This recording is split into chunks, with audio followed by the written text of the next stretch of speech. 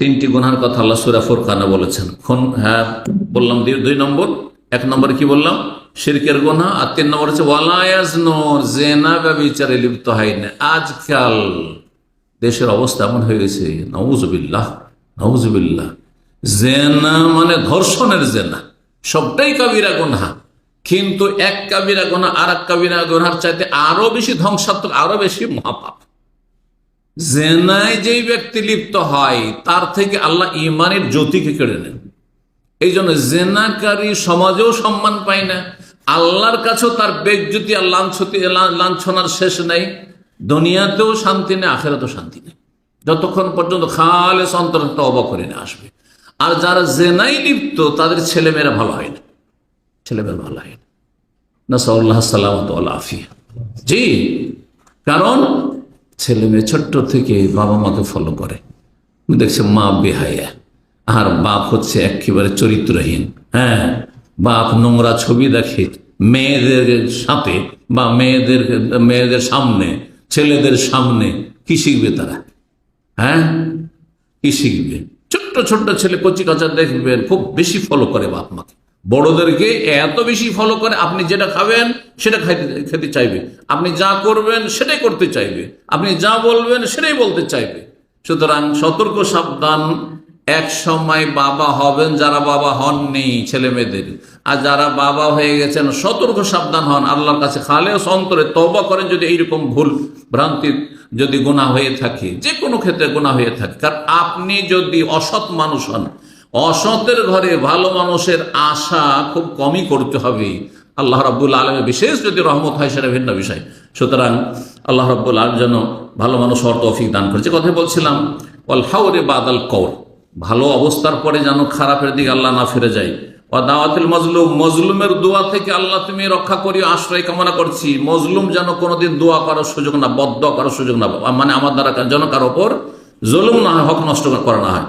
ওয়াসুইল Manzar feel আহলি ওয়াল মাল ওয়াল আলাদ, নিজের পরিবার পরিজন, ধন সম্পদ, ছেলে মেয়ে, এগুলির ক্ষেত্রে যেন কোনো খারাপ দৃশ্য আমাকে না দেখতে হয়।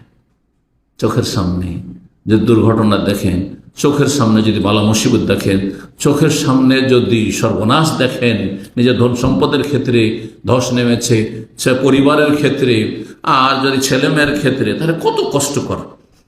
এই দোয়া নবী সাল্লাল্লাহু আলাইহি ওয়াসাল্লাম শিখছেন। নবী সাল্লাল্লাহু আলাইহি ওয়াসাল্লাম দিনের ওপর প্রতিষ্ঠিত থাকার জন্য খুব বেশি বেশি দোয়া করতেন, অথচ তিনি নবী, বরং তিনি সাইয়্যিদুল মুরসালিন, সবচেয়ে শ্রেষ্ঠ নবী সাল্লাল্লাহু আলাইহি ওয়াসাল্লাম, তারপরও খুব বেশি দোয়া করতেন। আনাস বলছেন কানা ইউকসিরু রাসূলুল্লাহ সাল্লাল্লাহু আলাইহি ওয়াসাল্লাম ইয়াকুল ইয়া মুকাল্লিবাল কুলুব সাব্বিত কলবি আলা দীনিক, হে অন্তরের আবর্তন বিবর্তনকারী, হে হৃদয়ের পরিবর্তনকারী। মন কিন্তু পরিবর্তন হতে থাকে, সবসময় একই অবস্থায় থাকে না, কখনো অনেক ভালোর দিকে চলে যায় আর কখনো কখনো ডাউন হয়ে যায়। হ্যাঁ, আর যদি এর চেয়ে খারাপ হয়ে যায় যে ফরজ অজব থেকে বেরিয়ে চলে গেলেন, কাবিরায় লিপ্ত হয়ে গেলেন, তাহলে তো সর্বনাশ। ইয়া মুকাল্লিবাল কুলুব, হে অন্তরের আবর্তন বিবর্তনকারী, সাব্বিত কলবি আলা দীনিক, আমার অন্তরকে, হৃদয়কে তোমার দিনের ওপর তুমি সুদৃঢ় রাখো, প্রতিষ্ঠিত রাখো। যখন এই দোয়া করতেন তো জিজ্ঞাসা করছেন আনাস, ইয়া রাসূলুল্লাহ আমান্না বিকা বিমা জিতা বিহি, আমরাও তো ঈমান নিয়ে এসেছি, সবকিছু আমরা বিশ্বাস করে আমল করি, হাল তাখাফু আলাইনা, তারপরে কি ভয় করছেন যে একসময় আমরা উল্টো হয়ে যাব, আমরা খারাপ হয়ে যাব, আবার পাপে জড়িয়ে যাব? কালা নাম, হ্যাঁ অবশ্যই, যে কোনো সময় মানুষ পাপে জড়িয়ে যেতে পারে, যে কোনো সময় মানুষের বিচ্যুতি হইতে পারে, বিভ্রান্তি হইতে পারে। ইন্নাল কুলুবা বাইনা ইসবাইনি মিন আসাবিল্লাহ, মানুষের অন্তর আল্লাহর 2 আঙ্গুলের মাঝখানে রয়েছে। তাহলে এই হাদিস দ্বারা বোঝা গেল আল্লাহর আঙ্গুল আছে, কিন্তু আল্লাহর আঙ্গুল কার মতো? আল্লাহর মতো। যদি বলে আপনার আঙ্গুলগুলি কার মতো ভাই, তো বলবেন যে আমার বাঘের মতো বলবেন নাকি, বিড়ালের মতো বলবেন, হ্যাঁ বানরের মতো বলবেন, এই যে বানরের কাছাকাছি হনুমানের মতো, না মোটেই না। মানুষ দেখতে মানুষের মতো, ঠিক রবের মতো। জি, কারো সাথে তুলনা করে, যেমন তুলনা করা কুফরি, তেমন অস্বীকার, না না না, আল্লাহর আঙ্গুল নেই, আল্লাহর হাত নেই, আল্লাহর চেহারা নেই, আল্লাহর নিরাকার, আল্লাহ সর্বত্র বিরাজ, সব কুফরি। এইদিকে কুফরির গর্ত, ওইদিকে কুফরির গর্ত, সতর্ক সাবধান। কোরআন হাদিসে যা বলা হয়েছে যে আল্লাহর আছে তা আছে, যা নেই বলা হয়েছে নেই, যা হা না কিচ্ছু বলা হয়নি বলো আমি জানি না। যেহেতু আমাকে বলাই হয়নি তো আমি কেন বলবো? বোঝা গেছে না? জি।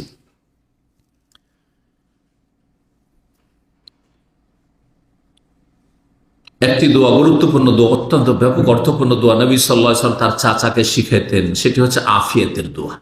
আফিয়াত মানে সার্বিক নিরাপত্তা, ধর্মীয় নিরাপত্তা, ইমানি নিরাপত্তা, পার্থিব নিরাপত্তা, শারীরিক নিরাপত্তা, মানসিক নিরাপত্তা, আর তারপরে সামাজিক নিরাপত্তা, পারিবারিক আফিয়াত, হ্যাঁ, সব দিকে আফিয়াত।